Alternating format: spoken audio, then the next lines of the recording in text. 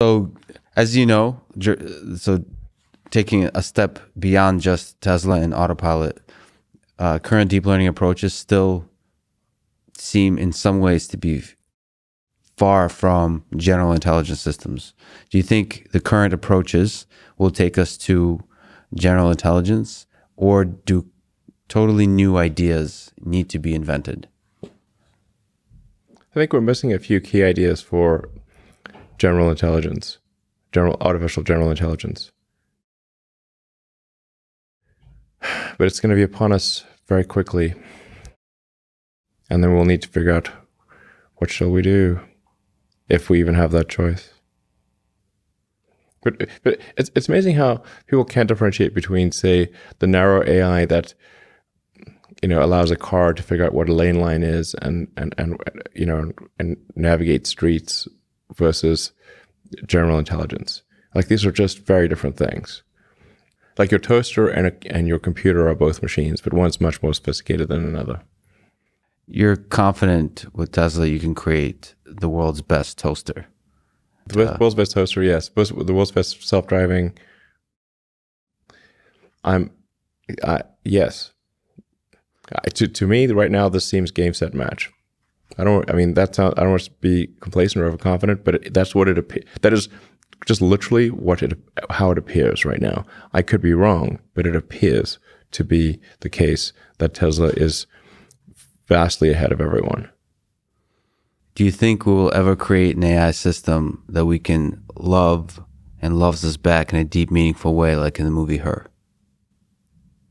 I think AI will be capable of convincing you to fall in love with it very well.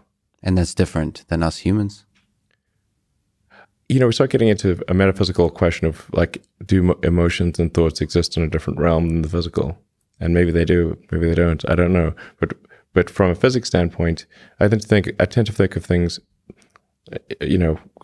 like physics was my main sort of training, and from a physics standpoint, essentially, if it loves you in a way that you can't tell whether it's real or not, it is real.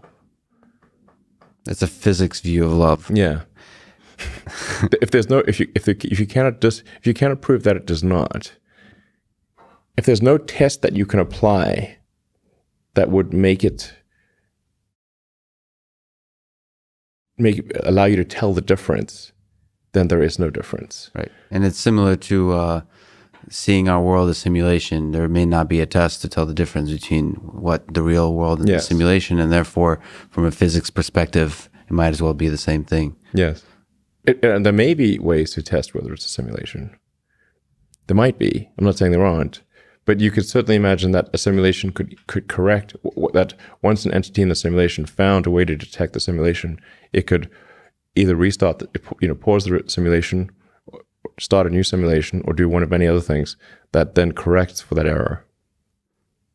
So when maybe you or somebody else creates an AGI system and you get to ask her one question, what would that question be?